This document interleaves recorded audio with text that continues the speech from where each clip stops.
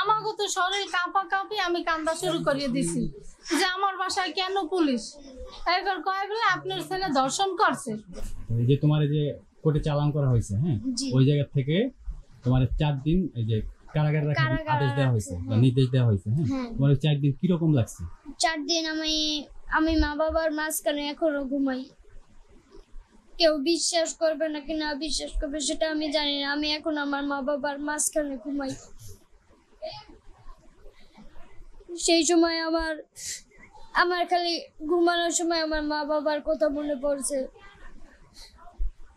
আমার এতটুকু ছোট বাচ্চা আজ থানায় গেছে, আজ কোর্টে গেছে, আমার ছেলে জেল খাটছে।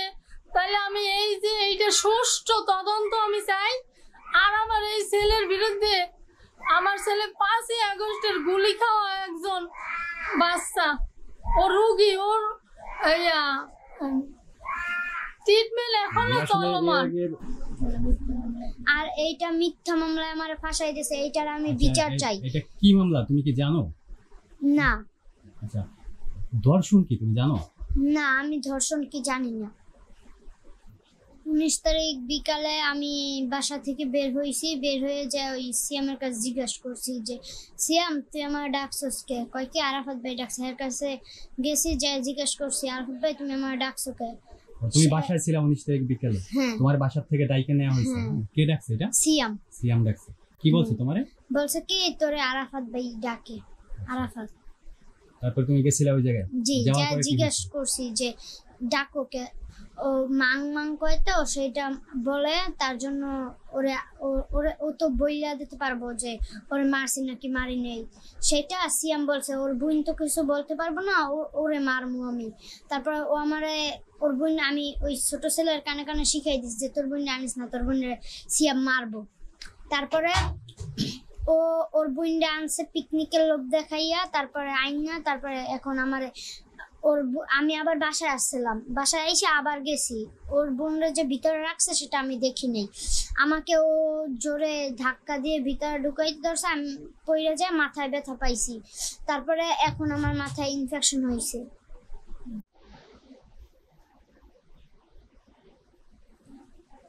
আচ্ছা, এই যে আপনার ছেলে ইমরানের বিরুদ্ধে যে এই যে যৌন হয়রানিমূলক একটা কথা উঠছে বা যৌন হয়রানিমূলক একটা মামলা দেওয়া হয়েছে, হ্যাঁ, এই ব্যাপারে আপনি কি বলবেন? এই ব্যাপারে আপনাদেরকে বিশ্বাস হয় যে আমার ছেলে এই হয়রানির ভিতরে শিকার আছে? বা আমার ছেলের তো ওই বয়স হয় নাই যে আমার ছেলে এই ধরনের একটা কাজ করবে, এটা আমরা মানিয়ে নেব। এলাকার কেউই আমাদের কিছুই বলে না যে এইটা ভালো কি মন্দ বা ও এই কাজটা করতে পারে না। আমার কাছে কেউই এই ধরনের প্রশ্ন কেউ করে না। ওর এই 19 তারিখে এই ঘটনা, এই মাসের 19 তারিখের ঘটনা, এই গেছে মাসে জুলাই মাসের, জুন মাসের 19 তারিখের ঘটনা। হ্যাঁ, 19 তারিখ এই ঘটনা নাকি ঘটছে। আমরা শুনছি যে ওরা মারামারি করছে। তারপরে রাত্র 9টা বাজে শুনছি মারামারি করছে।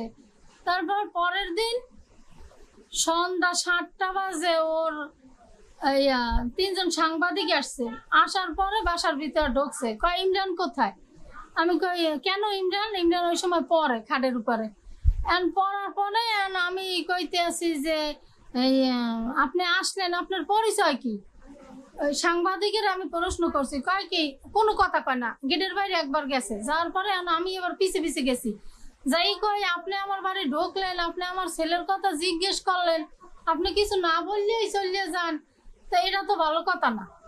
এবার কয় উনি কইলে কি পরিচয় পাবেন, ওই সাংবাদিকে বললো। বলার পরে 5 মিনিটের মধ্যে দেখি যে 3জন পুলিশ আইয়া আমার যারা ছিল 3জন সাংবাদিক, এরা আসলে কোন টিভিতে কাজ করে আপনারা জানেন কি? কি টিভিতে আমি সঠিক জানি না, ওই শামীম কোন চ্যানেলের আমরাও জানি না। উনি পরিচয় দিয়েছে আমরা সাংবাদিক। এরপরে পুলিশ আসছে, আসার পরে ইমরানের ডাকছে, ইমরানের ডাকি ইমরানের মুখের কথা শুনছে। আমাকে তো শরীর কাঁপি আমি কান্দা শুরু করিয়ে দিছি যে আমার বাসায় কেন পুলিশ। এবার কয় বলে আপনার ছেলে ধর্ষণ করছে।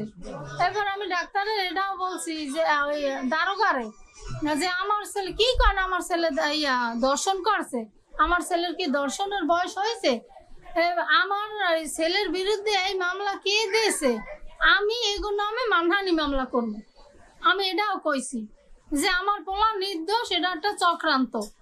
আমি এই কথা কইছি। করার পরে থানার ওসি আমার ফোন দিয়েছে, ফোন দিয়ে বলে যে ওর আব্বুরে ফোন দিয়েছে যে ভাই ওরে নিয়ে আসেন, ওরে আনলে ওর মুখের 2টা জবানবন্দি শুনলে ওরে আবার বাসায় নিয়ে যাইবেন ওই রাত্রে 10টা বাজে। এই জায়গায় দিয়ে আমরা রওনা দিয়ে গেছি। এটা হচ্ছে 20 তারিখের ঘটনা। হ্যাঁ, এবার নিয়ে গেছে এই 12টা 1টা 12টা 1টা এরকম করতে করতে রাত্র 3টে বাজে ওই সাংবাদিক গেছে ওই থানায় যাওয়ার পরে উনি একটা মিউচুয়ালের কথা বলে। এরপরে আমি কই কি ওর আব্বুরে বলি, ইমরানের আব্বুরে বলি যে শোনো, এত বড় একটা কাণ্ড তোমার পোলায় অন্যায় করলেও করছে, না করলেও না করছে, তাহলে এখন হেরা যা কয় তুমি শোনো। এরপরে হেরা কইলে যে মেডিকেল খরচ এই একদিনে 9,500 10,000 টাকার মতো গেছে। এরপরে ওর আব্বু 9,000 টাকা দিয়েছে যে মিউচুয়ালের জন্য। এরপরে এই সকাল 9টা 24 আমার গাড়িতে উঠায় আমার ছেলে সহ যে চলেন থানায় যাবি আনতে যাও। কামালে কইলো যে আপনারা যান ওরে। ও সার্কেল ওসি আইলে তাহলে একটা মীমাংসা করিয়া ওর বাসায় নিয়ে যাইবেন। এই করার পরে আমাকে 9টা 24 আমাকে গাড়িতে উঠাইছে, যাইয়া জজ পাইনি। জজ না পাওয়ার কারণ ওর 25 তারিখে ডেট দিয়েছে। 25 তারিখে ডেট দেওয়ার পরে আমার ছেলে এই যে 21 22 23 24 25 পর্যন্ত আমার ছেলে এই যে শিশু কারাগারে ছিল। ওরে যে অ্যারেস্ট করে নেওয়া হয়েছে, হ্যাঁ এটা কি বাসা থেকে নিয়ে গেছে? হ্যাঁ, আমার বাসা থেকে। আচ্ছা, যখন অ্যারেস্ট করে নেওয়া হয়, ঠিক আছে, তখন কি আপনারা পুলিশের কাছে অ্যারেস্ট ওয়ারেন্ট চাইছেন? না, আমার মাথায় ওইটা আসে না যে আমি ওরে অ্যারেস্ট ওয়ারেন্টের কাগজ। ওরে যখন ধরে আপনার থানায় নিয়ে যায়, হ্যাঁ, তখন কি ওর বিরুদ্ধে মামলা করা হয়েছিল? আমরা যাওয়ার পরে ওরা মামলা লাগছে, আমরা দেখছি। তারপরে ওরে 12:30টার পর হেরা মামলা লাগছে। বাসা থেকে ধরে নিয়ে থানায় রাখার পরে তারা মামলা লাগছে। এটা 2জন লোক আইছে, পর্যন্ত কইছে 2জন লোক আইছে, উপরের 2জন লোক আইছে, হেরা মামলাটা নেছে, নাইলে থানায় দিয়ে মামলা ওর বিরুদ্ধে নিত না। এটাও কথা হইছে। এলাকায় যারা ক্ষমতাশালী আছে এরকম 2জন ব্যক্তি থানায় গেছে, হ্যাঁ হইতে পারে। এইটাই বাদীর পক্ষে সুপারিশ করায় হেরা মামলা নিছে।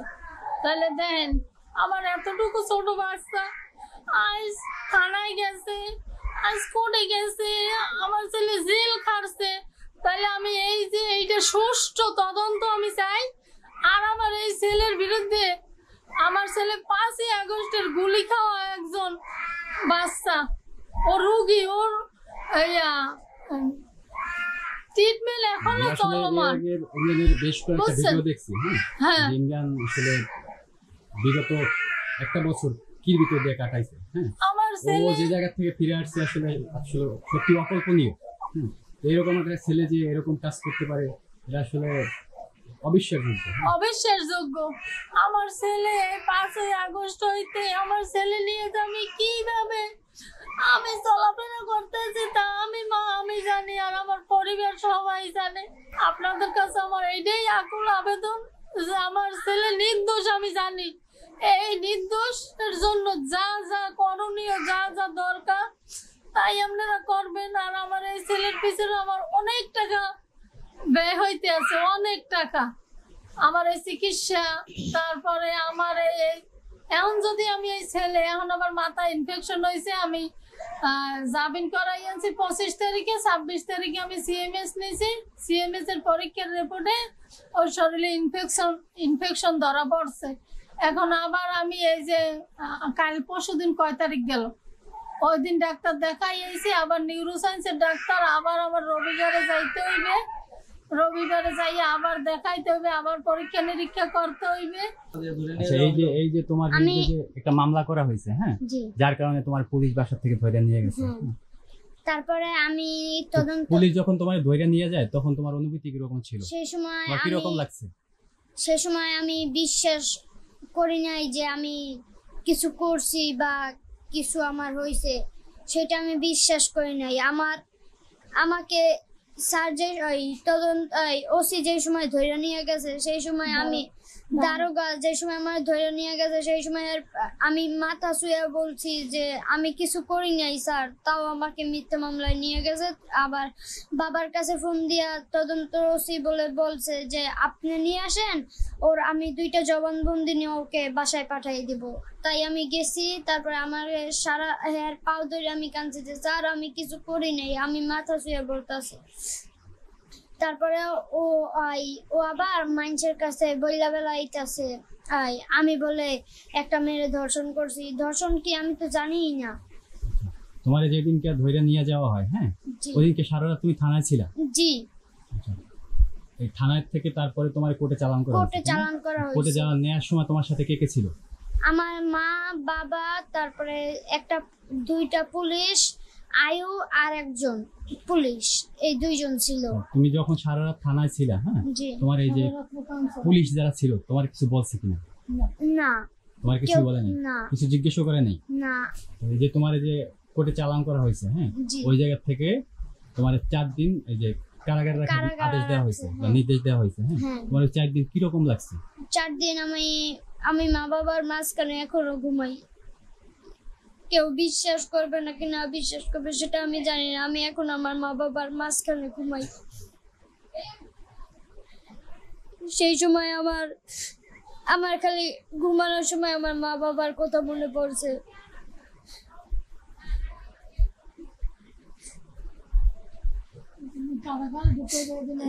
আমি সেদিন দারোগার পাও ধরে কাঁদছি যে স্যার আমি কিছু করি নাই, আপনি আমার মিথ্যা মামলায় নিয়ে যাইতেছেন, আমাকে কারাগারে রাখতেছেন, তাও আমার কথা শুনে নাই। আর ওই জায়গায় একটা আঙ্কেল ছিল, সে আমার ধাবড়ে ঢুকাইছে।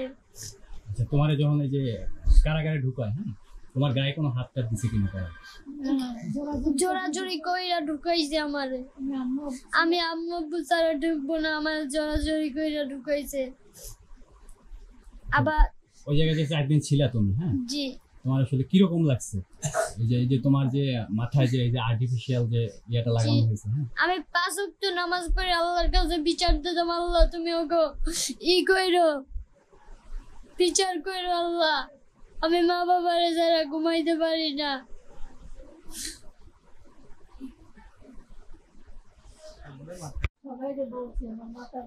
আমি সবাইকে বলছি যে আমার মাথা ব্যথা করতেছে। তারপরে আমি একদিন একটা আঙ্কেল আমার নাপা ওষুধ দিয়েছে, বাইরে লোক সিকিউরিটি বইসা থাকে, হেরা ওষুধ দেয়, যদি কিছু হয় ওষুধ দেয়। তারপর আমি একটা নাপা ওষুধ খাইছিলাম, তারপরে কমে নাই। তারপরে মেমরে বলছি, সে বলছে আর 1 দিন আছে, তো 1 দিন কষ্ট করে তুমি থাকো।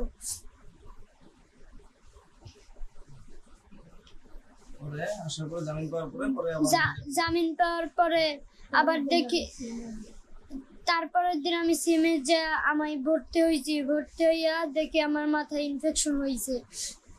তোমার যে এই যে মাথায় গুলিবিদ্ধ হওয়ার পর থেকে, হ্যাঁ, এনামে বেশ কিছু ট্রিটমেন্ট নিছো বা অপারেশন হয়েছে, এরপরে তোমার সিএমএসি ডাক্তার দেখানো হয়েছে, হ্যাঁ, তোমার এখন এই যে তোমার আম্মা বললো বা আমরা যে প্রেসক্রিপশনে যা দেখতেছি, এই 15 দিন পরে পরে তোমার এই যে প্রাথমিক ট্রিটমেন্টের লেগে ওই জায়গায় নিয়ে যাওয়া হয়, হ্যাঁ।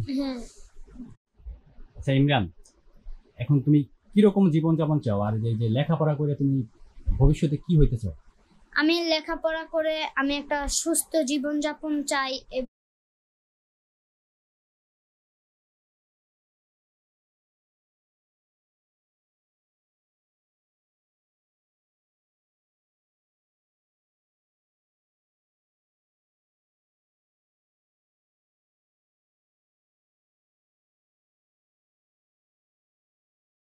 আমার এইটাই আকুল আবেদন আপনাদের কাছে, আমার ছেলে যে নির্দোষ, এইটার সুষ্ঠু তদন্ত আপনারা করবেন।